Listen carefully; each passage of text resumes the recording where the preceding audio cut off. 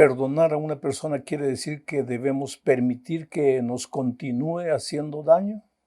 En fin, esta y otras preguntas vamos a responder a lo largo de este comentario. Volvamos a pensar en José. José salió de la cárcel porque la gracia de Dios lo acompañó hasta la cárcel. Salió de allá, ahora fue colocado como un hombre de los principales en Egipto, porque en la cárcel él profetizó los años de hambruna que llegarían a la tierra. Y Faraón lo colocó como el hombre encargado de construir almacenes y de juntar granos para estar preparados para los tiempos de hambruna. Dios nunca falla, querido. A veces las cosas puede parecer que no te salen bien, que todo está mal, que todo está errado. Dios tiene un plan. Cuando tú confías en el amor de Dios, cuando tú has sido justificado por la fe y tienes paz en tu corazón, aún en medio de la derrota no te vas a sentir mal, acabado. Vas a tener la seguridad de que esa derrota es apenas un peldaño para continuar escalando en el maravilloso plan divino para ti. Si pierdes un empleo, no es porque Dios te abandonó, es porque Dios tiene un empleo mejor para ti. Si las cosas no suceden como tú quieres, es porque Dios tiene un plan mucho más extraordinario para ti. Cuando Jesús no vino a restaurar la salud de Lázaro, es porque él tenía una resurrección preparada para Lázaro. Entonces, no te desesperes. Lo que más necesitas tener en los momentos de dificultad, de accidentes, de muerte, de enfermedad, es paz en tu corazón. De repente estoy predicando en este momento para ti, querido, querida, que estás sufriendo un cáncer, que tienes miedo del futuro. De repente estás pasando un momento bien crítico de la enfermedad. Por favor, ten paz en el corazón. Suceda lo que suceda, Dios nunca se equivoca. Dios tiene un plan mejor para ti que tú en este momento no entiendes. ¿Tú crees que cuando José estaba en la cárcel estaba feliz, agradeciendo y alabando al nombre de Dios porque estaba preso? No. Alababa el nombre de Dios porque sabía que su Dios era su Dios y que su Dios finalmente lo levantaría del polvo. No agradecía porque estaba en la prisión, agradecía porque Dios estaba a su lado y no lo abandonaba. Y finalmente, pues las cosas cambiaron. La noche se fue y el día vino. Y ahora José era uno de los principales hombres de Egipto. Y de repente sucede lo que voy a leer ahora en el capítulo 42 de Génesis, versículos 7 y 8. Y José, cuando vio a sus hermanos, los conoció, mas hizo como que no los conocía, y les habló ásperamente y les dijo: ¿de dónde habéis venido? Ellos respondieron: de la tierra de Canaán, para comprar alimentos. José pues conoció a sus hermanos, pero ellos no le conocieron.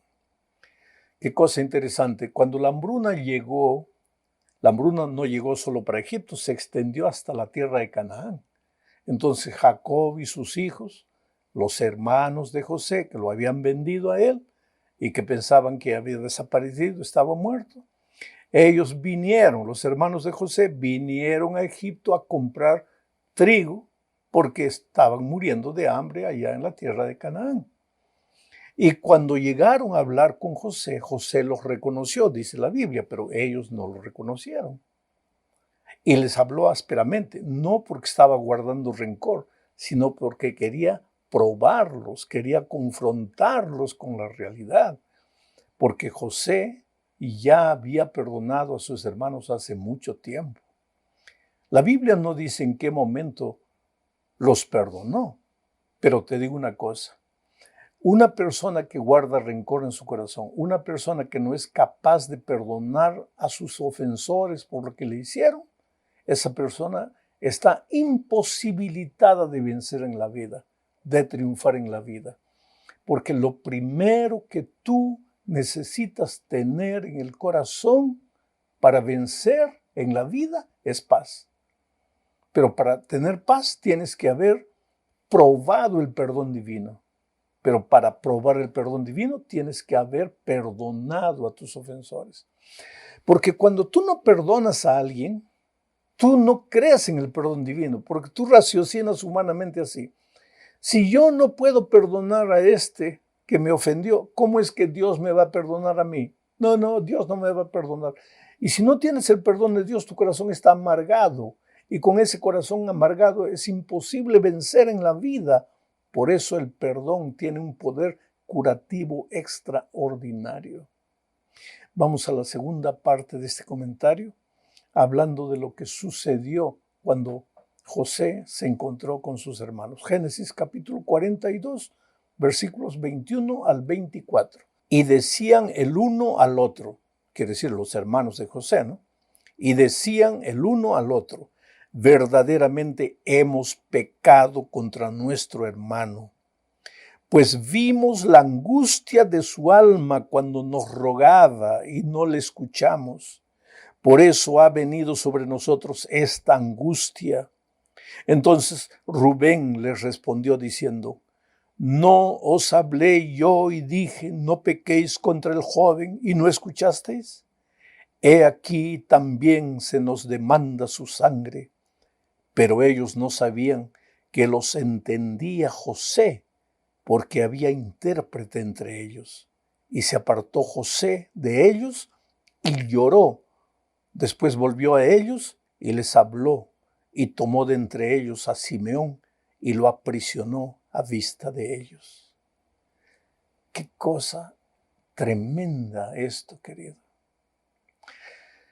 La culpa nunca abandonó a los hermanos de José, desde que lo vendieron. Cualquier cosa mala que le salía, ya pensaban, es por lo que le hicimos a nuestro hermano. Si alguien se enfermaba, es por lo que le hicimos a nuestro hermano. Ahora cuando la hambruna llegó, es por lo que le hicimos a nuestro hermano. Ahora cuando llegaron a Egipto y José los trató mal, y ellos no sabían que era José, pensaron, se sintieron amenazados y pensaron, es por lo que le hicimos a nuestro hermano. Y entonces Rubén se levantó. Rubén es el hermano que cuando José estaba en el pozo, porque ellos querían matarlo de hambre y de sed, Rubén dijo, no debemos, lo sacó y los vendieron como esclavo para Egipto. Entonces Rubén les dijo a los hermanos, ¿se acuerdan lo que yo les dije? No toquen a él, su sangre va a clamar por nosotros. Y hoy día estamos pagando por lo que hicimos. Ahora me impresiona en esta parte que dice así, ellos hablaban en hebreo, pero que hablaba en el idioma egipcio, se comunicaba con ellos a través de un intérprete, pero ellos no sabían que José entendía hebreo, porque pues era hermano de ellos, había crecido con ellos. Y entonces mientras ellos se acusaban, esto nos está sucediendo porque le hemos hecho mal a nuestro hermano, José entendió todo y se retiró y lloró. Aquí José es la figura del Señor Jesucristo. Que cuando a veces nosotros, querido, porque hemos caído, hemos pecado, hemos herido el corazón de Dios, vivimos atormentados en esta vida, todo lo que nos sucede mal, ay, por mi pecado, ay, por mi pasado, ay, porque esto, ay, porque aquello. Jesús, que sabe todo, que entiende todo lo que pensamos, llora, porque Él vino a la cruz del Calvario a morir por ti, para que tú no vivas atormentado. Pero a veces tú no eres capaz de aceptar el perdón divino porque no eres capaz de perdonar a tu hermano. Y porque si tú crees que no puedes perdonar a tu hermano, ¿cómo vas a creer que Cristo te perdona a ti? Pero en este momento yo te digo, no importa lo que hayas hecho en la vida, no importa que tus manos estén manchadas de sangre, no importa que hayas sido un traficante de drogas, no importa cuán malo hayas sido, arrepiéntete. ¿Qué quiere decir arrepentirte? Arrepentirse, dar media vuelta, Reconoce tu pecado, porque mientras no reconozcas tu pecado, no hay solución para tu problema. Arrepiéntete. Arrepentimiento es reconocer el pecado y abandonar el pecado, corregir el rumbo de las cosas. Los hermanos de José reconocían su pecado, pero no podían hacer nada para resolver el problema porque ellos pensaban que José estaba muerto, pero José estaba vivo. Y los trató con rudeza para confrontarlos con su realidad. Y quedó triste José al comprobar que ellos realmente no habían tenido paz durante todos aquellos años. Ahora te digo una cosa, querido. Una persona que no es capaz de perdonar no puede tener paz. Yo prediqué una vez en Río de Janeiro, llegué a mi hotel y entonces recibí una llamada telefónica de una mujer brava que me dijo, claro, para ti es fácil predicar del perdón porque a ti nadie te ha ofendido, nadie te ha herido, pero yo no puedo perdonar, yo no debo perdonar. Y me contó su historia. Su mejor amiga, a quien ella había recibido en la casa para hospedarla, huyó con su esposo, con el esposo de ella, su mejor amiga. Y ahora vivían ahí, la dejaron sola a ella, abandonada, y ellos vivían felices por ahí. Y ella decía, yo quiero que esos dos se mueran, yo no los voy a perdonar, ni que vengan arrodillados a pedirme perdón, no los voy a perdonar. Y yo le dije, mira, vamos a raciocinar un poco, olvídate de la religión, apliquemos la lógica, vamos a raciocinar un poco. Esas dos personas que te hirieron, te ofendieron, te traicionaron, están allá viviendo felices, ni se acuerdan que tú existes. Pero tú todos los días, de mañana y de noche y a lo largo del día, vives remoliendo, rumiando tu odio, tu rencor, malditos, quiero que mueran, no los voy a perdonar. Ellos ni se acuerdan de ti, pero tú 24 horas por día estás pensando en ellos. Quiere decir, si ellos ya te hicieron mal traicionándote, no permitas que te sigan haciendo mal. Porque cuando tú guardas el rencor en tu corazón, tu rencor no les hace sufrir a ellos ni un poco. Ellos siguen felices. Pero tu rencor es como el veneno que te va envenenando a ti. Tu corazón es como un depósito lleno de veneno y ese veneno va carcomiendo tu vida. Entonces, aunque sea por amor a ti mismo, perdónales. Y ella quedó brava, ¿sabes? Brava. Me colgó el teléfono. Pero años después me encontré con ella, bien casada, con una hijita, feliz de la vida. Y me contó que aunque aquel día ella quedó brava, a medida que los días pasaban fue pensando y llegó a la conclusión de que realmente su rencor no le hacía mal a ellos. Pero ella estaba muriendo, fea, deteriorada, porque el rencor te envenena el alma. Y entonces, ¿qué hizo? Fue una mañana a buscarlos. Cuando ellos lo vieron, se asustaron. Pero ella dijo, no se asusten, he venido a pedirles perdón. Pedirles perdón, ¿por qué? Si nosotros te hemos ofendido. No importa quién ofendió a quién. Yo quiero pedirles perdón. Yo quiero vivir en paz con ustedes. A partir de ese día su vida comenzó a florecer, se volvió más bonita, adelgazó, se casó con un buen hombre, ahora tenía una hijita feliz de la vida. Por eso digo, el perdón tiene un poder curativo que tú no tienes idea. Hay mucha gente enferma del alma, deprimida, prisionera de sus emociones negativas, porque no es capaz de perdonar. Ahora, viene la tercera parte de nuestro estudio. ¿Quiere decir que perdonar es olvidar? Cuando tú perdonas ya te olvidas de lo que las personas te han hecho. Voy a hacer un ejemplo bien práctico. ¿Tá? Voy a hablar de esposos. Esposos. El esposo agrede físicamente al esposo. Una vez, 2 veces, 3 veces, 4 veces, 5 veces. ¿tá? Hasta que ella decide abandonarlo. hasta que ella decide abandonarlo. Entonces él va, la busca y le pide perdón. Perdóname, perdóname, perdóname, perdóname. ¿Ah? Entonces ella lo perdona y pasado una semana la vuelve a agredir. Y ella se va de nuevo.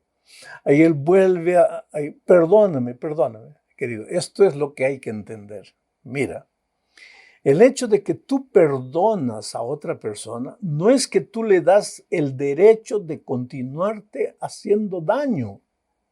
No. Si tú tenías un amigo en quien confiabas fielmente, le confiabas tu negocio, tu dinero y te traicionó, te robó, fue deshonesto contigo, ¿vas a perdonarlo o no? Claro, como cristiano vas a perdonarlo porque guardar rencor no te hace bien a ti mismo. Pero el hecho de que lo perdonas no quiere decir que le vas a confiar todo de nuevo. Ese es el asunto. Y si tú analizas bien la historia de José, vas a ver que él perdonó a sus hermanos. Pero ellos tuvieron que seguir ahora un proceso. Tú conoces toda la historia, yo no la voy a repetir. Tuvieron que seguir un proceso. Fue la prisión de Simeón, después fue, él mandó que trajeran a Benjamín, después que trajeran al padre, en fin. Fue un proceso largo para que ellos restituyesen la confianza que habían perdido. Bueno, vamos ahora a la cuarta parte de este estudio. El perdón debe salir de la teoría y entrar en la práctica, porque perdonar en la teoría es fácil y en la práctica. Querido, no es natural del ser humano egoísta natural perdonar, no. Si vas a perdonar, tiene que comenzar porque tú decides perdonar, no porque tú sientes perdonar, sino porque tú decides perdonar aunque no sientas. Y una vez que decides perdonar, lo que tienes que hacer es arrodillarte y comenzar a orar por esa persona. Tú sabes que cuando tú oras por tu ofensor, el rencor va desapareciendo de tu corazón. El sentimiento, la magua, el resentimiento va desapareciendo. Entonces ora por aquel que te ofendió. Tal vez por eso Jesús dijo que hay que orar por nuestros enemigos, porque cuando oramos por nuestros enemigos comenzamos a perdonarlo. El resentimiento, el rencor empiezan a desaparecer de Jesucristo. Voy a leer lo que dice Lucas 23:34. Y Jesús decía: Padre, perdónalos porque no saben lo que hacen. Y repartieron entre sí sus vestidos echando suertes. ¿Por qué tú crees que Jesucristo en la cruz del Calvario pidió perdón por sus enemigos? Él ya los había perdonado, pero ahora dije: Padre, perdónales, porque ellos no saben lo que hacen. ¿Por qué Jesús perdonó en la cruz del Calvario? Yo siempre digo que el más grande púlpito de Jesús no fue el púlpito, sino la cruz. Porque en el Sermón de la Montaña él había predicado: perdonad a vuestros enemigos. Eso era bonito, la teoría. Pero ahora en la práctica, en la cruz, él perdonó. Salió de la teoría y entró a la práctica. Él perdonó a los que le estaban hiriendo, le estaban ofendiendo, le estaban insultando. ¿Por qué? Porque Jesús no solamente vivía el Evangelio, pero él también sabía que el rencor te hace mal a ti mismo. Y él ya estaba sufriendo clavado en la cruz el dolor físico. ¿Para qué cargar un dolor emocional guardando rencor en su corazón? Entonces dijo: Padre, perdónales, porque no saben lo que hacen. Llegamos al final de este estudio hablando de cómo hallar descanso después del perdón. Para eso voy a leer Génesis 50, versículo 20. Vosotros pensasteis mal contra mí. Esto es lo que José le dijo a sus hermanos. Vosotros pensasteis mal contra mí, mas Dios lo encaminó a bien.